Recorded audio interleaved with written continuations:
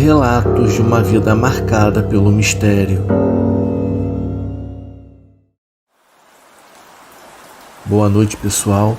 Eu moro no Rio de Janeiro e tenho algumas histórias assustadoras para contar. Eu gostaria, no entanto, que não revelassem o meu nome por motivos pessoais. Posso garantir que todos esses eventos descritos foram verdadeiros. Bom, então vamos aos fatos. Mesmo depois de muitos anos, ainda consigo me lembrar bem desses eventos que vivenciei na minha infância e adolescência. Eu nasci e cresci em uma família religiosa. O primeiro evento sobrenatural que eu presenciei aconteceu na época em que o meu avô já era falecido. Eu tinha por volta dos 6 anos de idade. Lembro-me que era um final de semana, acho que foi em um domingo. Naquele dia fomos visitar minha avó. Eu adorava passar o final de semana com ela, pois claro, ela me amava muito. Estávamos na sala assistindo TV, o meu pai e a minha mãe estavam em um sofá e eu e a minha avó estávamos em outro.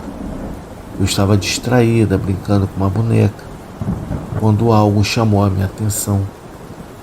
Por um momento eu parei e nos segundos em que fiquei imóvel, foi como se eu tivesse entrado em um transe. Me lembro muito pouco desse momento. É como se houvesse uma lacuna na minha memória. Eu não sei se vi ou ouvi algo, mas sei que algo atraiu a minha atenção. Na hora, eu olhei para minha mãe e disse que no dia seguinte alguém iria nos roubar. Em seguida, era como se eu tivesse saído do transe e voltado a brincar normalmente. Aquilo foi bem estranho. Eu não sei explicar o que me fez falar aquilo. A minha avó imediatamente se virou para mim e começou a me repreender, dizendo que eu estava falando bobagens. O mais estranho de tudo isso é que eu não me lembrava de ter falado nada. Quem me contou foram os meus pais. Claro que ninguém deu muita atenção, afinal, eu era apenas uma criança. Porém, ninguém esperava o que aconteceria no dia seguinte. Estávamos voltando para casa e, ao chegarmos na esquina, fomos surpreendidos por um homem que nos abordou com uma arma. Ele nos assaltou exatamente no dia seguinte ao que eu havia falado. Isso acabou pegando todos de surpresa, especialmente os meus pais. Até hoje eu fico curiosa e assustada pensando naquele fato. Esse foi um dos primeiros eventos estranhos que eu vivenciei. Em uma outra ocasião, passado um bom tempo, eu estava na casa da minha avó. Ela tinha um quarto onde guardava as imagens dos seus santos. Eles ficavam em uma prateleira alta perto da porta. Uma dessas imagens era de um índio. Sempre que eu passava naquele quarto, eu sentia algo estranho, como se estivesse sendo observada. Aquilo me causava um certo desconforto. Eu cheguei a relatar por diversas vezes para minha avó que eu havia visto a estatueta mexendo os olhos, mas claro, ninguém acreditava em mim. Até que um dia, não foi apenas eu quem testemunhou. A minha mãe entrou no quarto sozinha e começou a sentir algo estranho, exatamente como eu havia descrito. Era como se estivesse sendo observada. Foi então que ela se virou e viu a estátua a encarando. E a partir daquele dia, o discurso de que tudo aquilo era imaginação de criança mudou completamente. Anos depois, durante a minha adolescência, isso foi no ano de 2017, eu tive um outro encontro marcante. Eu já não ligava tanto para a religião naquela época. Estávamos morando em uma outra casa. O meu quarto tinha a cama próxima à janela, com os pés voltados para a porta, e no canto ficava um guarda-roupas. Em uma manhã, lá por volta das 6 horas, eu comecei a ouvir algo estranho. Eram passos dentro do meu quarto. Eu sabia que naquele momento eu estava sozinha. Então tomei coragem e fui me virando bem devagar. Foi quando eu testemunhei algo assustador. Era uma sombra que lembrava uma mulher. A princípio achei que fosse a minha mãe, mas eu estava errado. Eu cheguei a pedir para que ela não fizesse barulho, pois eu já ia me levantar. No entanto, a sombra não reagiu. Os passos pararam e não obtive resposta.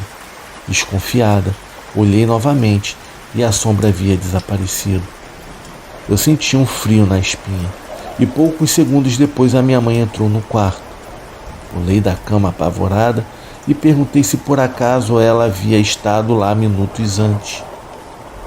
Ela me olhou confusa e disse que acabara de entrar. Aquela experiência foi um dos momentos mais marcantes da minha vida. Até hoje eu me pergunto quem poderia ser aquela entidade feminina. Com o passar do tempo, vivenciei outras situações sobrenaturais e foi um período difícil da minha vida, no caso emocionalmente dizendo, eu estava bem estável. Eu voltei a me aproximar da religião. Foi então que eu comecei a ter contato com os meus guias por meio de sonhos. Um desses sonhos foi particularmente marcante. Eu estava em um jardim muito verde, envolto por uma fina neblina. A brisa leve no rosto e um ambiente agradável eram inesquecíveis. Ao longe, eu vi crianças brincando. Uma delas correu até mim, segurou a minha mão e me chamou para brincar. Eu sentia-me leve e completamente em paz. Brincávamos e ríamos juntos. Depois eu fui levada para uma praia onde eu encontrei uma outra pessoa. A criança que estava comigo disse algo bem intrigante. Agora você está melhor? Então eu posso ir. Não posso? Posso ir embora agora? Ela então apontou para algumas pedras e nesse momento eu acordei. Eu estava muito diferente, sem aquela angústia que me consumia.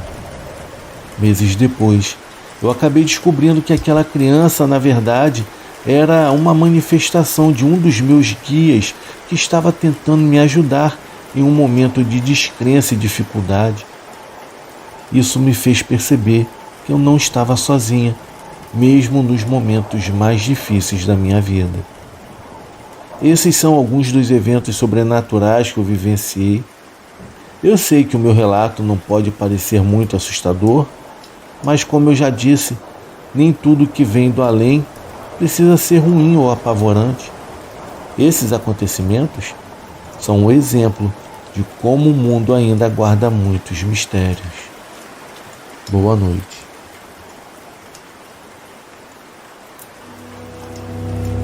O desespero de uma família assombrada. Boa noite a todos. Eu escrevo este e-mail para entrar em contato com vocês e da mesma forma tentar conversar com seus inscritos, na esperança de que alguém possa nos ajudar. Precisamos de orientação para lidar com tudo o que estamos passando. A minha esposa e eu estávamos vivendo um verdadeiro calvário que parece não ter fim. Ela precisa de consolo para parar de chorar. Eu também preciso de respostas, pois precisamos entender o que está nos assombrando e visitando à noite. O meu nome é Alexandra. Eu vou explicar o nosso caso. Espero de verdade que este sofrimento um dia acabe. Há exatos 8 meses, perdemos a nossa pequena filha Bárbara. Ela tinha apenas 4 anos de idade quando faleceu. Desde que nasceu, soubemos que ela enfrentaria muitas dificuldades motoras e de desenvolvimento. Desde o início, sabíamos que a sua vida não seria fácil. Poucas semanas após o nascimento, os médicos diagnosticaram uma terrível doença que, entre outras complicações, causava crescimento inadequado nas pernas. Ela precisaria usar aparelhos ortopédicos durante toda a vida, ou pelo menos por vários anos, até que suas pernas ganhassem força suficiente para sustentá-la. Dependendo do seu progresso, ela passaria por diversas cirurgias para corrigir os problemas.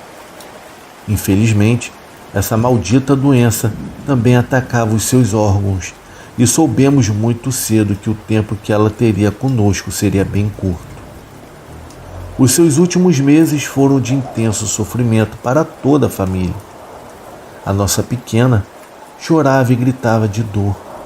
A minha esposa e eu fazíamos o possível para aliviá-la, administrando os medicamentos e a abraçando, mas era impossível não chorar junto com ela. No dia em que ela partiu, foi o mais horrível de nossas vidas. A minha esposa e eu ainda estávamos profundamente abalados com tudo que acontecia, e isso tem causado crises em nosso casamento. Não conseguimos nos refazer dessa perda e sei que levará tempo para superar tudo isso.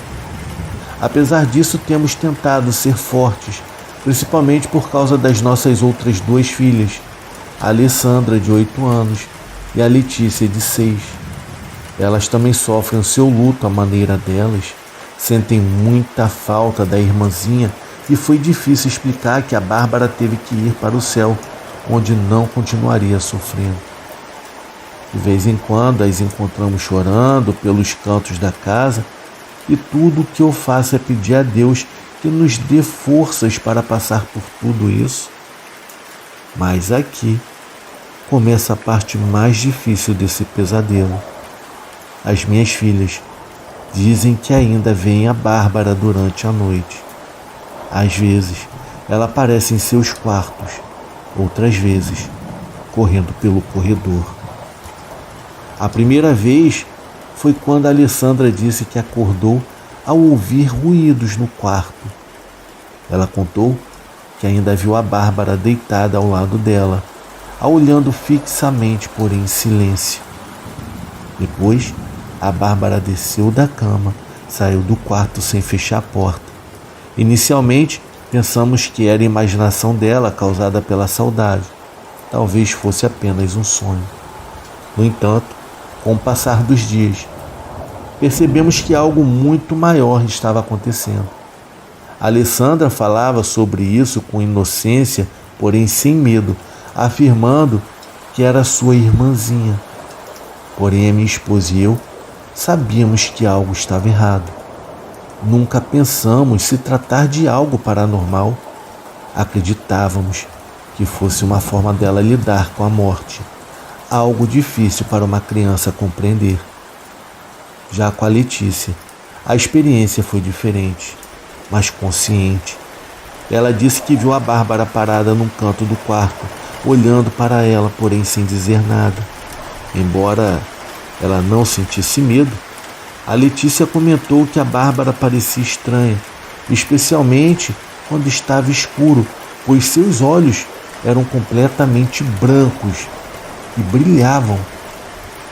Quando a Letícia nos contou isso, começou a ficar assustada. Ela sabia que a Bárbara havia falecido e que essas aparições não eram normais. Uma semana depois, a minha esposa me acordou chorando na madrugada. Eu perguntei o que havia acontecido e ela me disse entre lágrimas que a Bárbara estava em nossa casa. Inicialmente achei que fosse um sonho, mas ela insistiu. Foi então que, em meio ao silêncio da madrugada, eu ouvi perfeitamente os passos no andar de baixo. Era inconfundível, as risadas, os passos e o som dos aparelhos ortopédicos da Bárbara ecoavam pela casa. Naquele momento, meu coração se dividiu. Por um lado, a alegria de ouvir a minha filha novamente. Por outro, o terror de saber que aquilo não era nada natural. A minha esposa quis descer para vê-la, mas eu a impedi. Apesar do desejo de vê-la novamente, algo me dizia que não era nada seguro. Eu abracei a minha esposa e a lembrei do velório e do enterro. Aquilo que estava lá embaixo correndo e brincando na sala não era a nossa Bárbara, pelo menos não mais. Eu ainda me lembrei que a nossa Bárbara mal conseguia ficar de pé. Ela raramente sorria por causa das muitas dores que sentia, e eu acreditava que a morte havia sido um grande alívio para ela. Eu a fiz acreditar que a nossa menina estava em um lugar muito melhor agora e que não fazia sentido algum ela retornar para o lugar onde, mesmo cercada de carinho e amor, ela só conheceu dor e sofrimento. No final, ela se deixou cair na cama e não parava de chorar. A verdade é que a partida da Bárbara das nossas vidas foi o momento mais difícil que eu já experimentei. E ver a minha esposa tão destruída, sem poder fazer nada efetivo e a curto prazo para que ela se sentisse consolada, tornava todo esse luto ainda mais difícil. Continuamos ouvindo aqueles sons e as risadas da nossa pequena filha por alguns minutos, até que pouco a pouco foram diminuindo em intensidade. Finalmente, tudo voltou ao silêncio. Na manhã seguinte, a minha esposa não parava de chorar e estava um pouco distante de mim. Eu acreditava que era porque não lhe dei a oportunidade de ver a nossa filha novamente, mas eu ainda estava confuso. Mas se fosse apenas a minha filha se despedindo de nós? Essa pergunta não saiu da minha cabeça pelo resto do dia. Acho que os acontecimentos seguintes me responderam essa dúvida. Em uma noite, a minha esposa me acordou. Eu estava deitado de lado, de costas para ela, e ela me segurou fortemente pelo braço, chamou o meu nome e me pediu para olhar para a porta. Sonolento, demorei para despertar e apertei bem os olhos para fazer o que ela me pediu. Ao fazer isso lentamente, tive uma visão que me encheu de pavor. A nossa pequena Bárbara estava parada na entrada do quarto. Eu demorei para entender e assim assimilar o que estava acontecendo e custei acreditar que ela estava realmente ali, que eu não estava sonhando. A porta estava aberta e ela segurava a maçaneta com a mão direita. A minha esposa estava com os olhos cheios de lágrimas e completamente em choque, e eu ficava ali, ouvindo ela repetir em voz baixa que a nossa filha Bárbara estava ali diante dos nossos olhos. Ela disse que eu não tinha como negar aquela visão. Eu me sentei na cama e a observei fixamente. Ela estava parada na escuridão. A luz do quarto estava apagada, mas a luz do corredor estava acesa por causa das nossas filhas. Ela estava contra a luz. E eu não distinguia muitos detalhes, mas era evidente que ela estava usando os seus aparelhos ortopédicos e que nos olhava fixamente. Eu sei disso porque consegui ver os seus olhos brancos brilhando no escuro. Ela estava muito séria e tinha um aspecto aterrorizante, parecia ter saído de um filme de terror. A imagem angelical de criança que eu trazia na memória foi completamente substituída por aquela visão macabra. Aquela figura definitivamente não era minha filha. Em seus lábios eu via um sorriso torto e macabro. Já os seus cabelos estavam desgrenhados e o seu rosto haviam veias roxas saltadas. Já o seu peito arfava com uma respiração pesada e barulhenta, e ela usava um vestido branco completamente manchado de barro e sangue. De repente, o quarto começou a ficar muito frio, e eu não sei em que momento um cheiro insuportável de podridão se espalhou por todo o lugar. Era como se um animal morto estivesse dentro do nosso quarto. Eu mal conseguia respirar, pois aquele cheiro me embrulhou completamente o estômago. Na mesma hora eu abracei a minha esposa pelos ombros e a puxei para trás, enquanto sussurrava em seu ouvido: "Meu amor, não fale com ela. Isso não é a nossa filha." Naquele momento, a Bárbara, ou o que quer que fosse aquilo, sorriu, deu meia volta e saiu correndo, atravessando o corredor e desaparecendo na escuridão. O som dos aparelhos Em suas pernas rangia da mesma forma que sempre ouvíamos. Agora não restava dúvida de que era aquela coisa que estava correndo e descendo para o andar de baixo. A minha esposa começou a chorar mais por saudade do que por medo. O amor de mãe fazia com que ela sentisse a falta da nossa filha com todo o seu sentimento.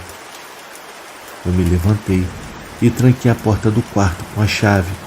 Depois disso, não saímos por semanas, mas continuamente aquele cheiro de animal morto era sentido dentro da casa. Às vezes, por minutos, outras vezes, apenas por alguns segundos. Noites depois, já com as minhas filhas dormindo, começamos a ouvir os passos da Bárbara correndo por toda a casa, mas eles não eram contínuos. Por segundos, ouvimos no andar de baixo, às vezes subindo as escadas e outras vezes correndo pelo corredor que levava aos quartos. Quando ela estava viva, em momentos que ela não sentia dor, a sua alegria era algo contagiante, mas agora isso havia se transformado em um profundo terror. Primeiro vinha aquele mau cheiro de animal morto, e depois ouvíamos os passos da Bárbara, sempre acompanhados pelos rangidos que agora nos enchiam de arrepios. Às vezes, esses passos se tornavam ainda mais macabros quando os ouvíamos correr sobre o telhado da nossa casa. Nesse ponto, a minha esposa já estava convencida de que essas visitas da nossa filha não eram algo natural. No início, o amor dela pela nossa filha nublava o julgamento e, por causa da vontade de vê-la novamente, ela não se assustava ou considerava que fosse algo ruim. Ela acreditava que aquelas visitas, na verdade, eram um presente de Deus para amenizar a nossa dor e sofrimento. Mas com o passar das semanas, ela percebeu que havia muitos sinais negativos. Aquele cheiro desagradável, a forma como a Bárbara se apresentava e suas visitas durante a madrugada não poderiam ser algo de Deus. Havia alguma coisa muito errada com aquelas visitas e ela começou a se dar conta disso. As semanas continuaram se passando e a Alessandra e a Letícia diziam que a Bárbara ainda aparecia para elas no quarto, mas que não dizia coisas agradáveis. Ela dizia palavrões e as incentivavam a cometer atos violentos e horríveis, coisas que a minha pequena Bárbara nunca saberia ou diria. As suas irmãs foram vítimas de muitas coisas feias que ela disse, mas 3 delas são as que mais me marcaram. Na primeira, ela pediu para que elas pegassem uma tesoura na gaveta da minha esposa e fizessem cortes na própria pele, dizendo que os cortes deveriam ser profundos, pois assim elas poderiam ficar juntas novamente. Em outra ocasião, ela disse para as meninas beberem de um frasco que guardávamos em uma prateleira alta fora do alcance delas. Quando elas deram mais descrições, percebemos que se referiam ao ácido acético que usávamos para limpar o banheiro e outras superfícies. Desde então, começamos a ser mais cuidadosos com esse tipo de coisa e tudo que pode ser nocivo para elas, guardamos e trancamos então em um armário. Nos apavorava pensar que algo possa acontecer com elas. Mas a terceira coisa que eu me lembro que ela pediu, ou melhor, ordenou, é talvez a que mais me causou arrepios. Meus amigos, aquela coisa pediu a Letícia que sugerisse a Alessandra que elas brincassem de pega-pega e que quando a Alessandra estivesse tentando descer as escadas para fugir dela e evitar ser pega, a Letícia deveria aproveitar para empurrá-la. Assim, com sorte, a Alessandra ficaria com problemas nas pernas e seria obrigada a usar aparelhos ortopédicos como os dela. Assim, os seus pais, ou seja, nós, não sentiríamos tanta falta dela. Aquela coisa tentou colocar na cabeça da Letícia a ideia de que nós passávamos o tempo todo chorando e sofrendo porque sentíamos muita falta da Bárbara. Ela disse que dessa forma estaríamos felizes e nunca mais choraríamos. Isso foi uma coisa que nos deixou em pânico, algo que já saiu do nosso controle.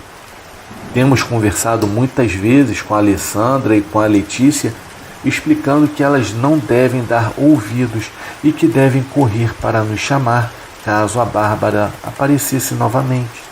Mas ainda assim, vivemos com medo de que essa coisa possa machucá-las.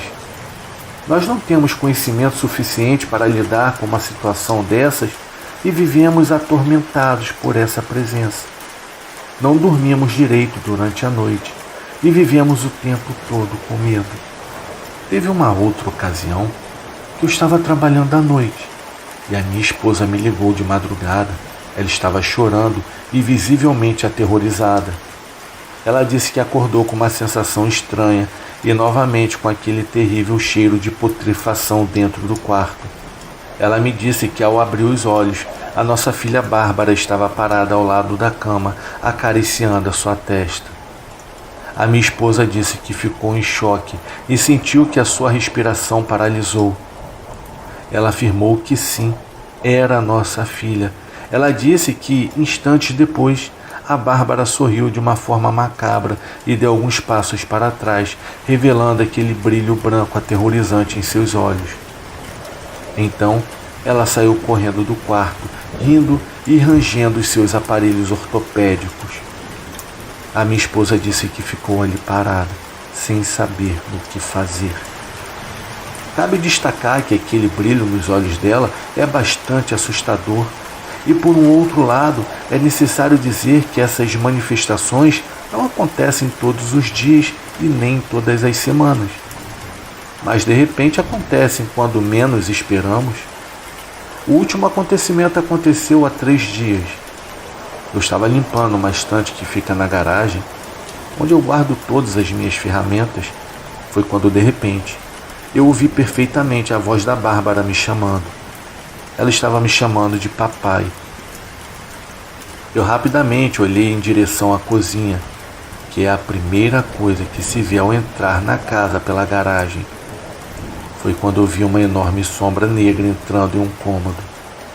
Eu não quis dar atenção e tentei ignorar, acreditando que assim aquela coisa não notaria a minha presença. E isso foi a última coisa que aconteceu aqui em casa. Enquanto eu escrevo esse relato, está tudo em paz. Mas eu sei que a qualquer momento tudo pode mudar. Eu tenho conversado com alguns padres e amigos que sabem um pouco sobre esses assuntos. Embora todos tenham dado diversas possíveis razões para o que está acontecendo, todos concordam que não devemos tentar interagir com essa coisa, pois aquilo não é a minha filha, e sim um demônio. Está se aproveitando da nossa dor e do nosso luto para se aproximar de nós. Isso quer nos fazer sofrer e está se alimentando de tudo isso, desfrutando ao ver que está conseguindo arruinar as nossas vidas. Essas manifestações, com o tempo, estão ficando ainda mais intensas e a expressão no rosto daquela coisa está cada vez mais assustadora. Provavelmente, as coisas irão piorar com o tempo. Mas antes de tomar alguma atitude, eu gostaria de saber se há alguém que tenha uma opinião diferente da minha. Eu também tenho uma dúvida que me consome todos os dias. Onde estará realmente a minha filha Bárbara? Eu tenho muito medo de que alguma entidade maligna tenha aprisionado seu espírito e que a minha filha não esteja descansando em paz como deveria. Assim, eu termino meu relato de sofrimento, meus amigos. Muito obrigado pela atenção de todos. Eu desejo a vocês uma ótima noite, já que a minha noite é uma incógnita. Fiquem com Deus.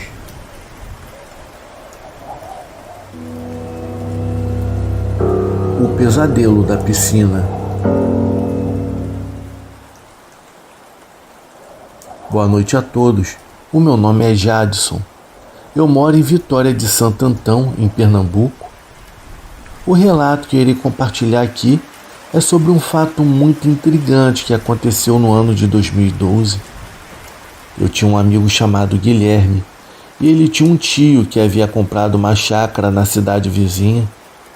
Essa cidade se chamava Glória do Goitá, que fica a mais ou menos 20 minutos de onde eu moro. Era um sábado e eu estava na casa do Guilherme quando o tio dele ligou, o convidando para conhecer o local.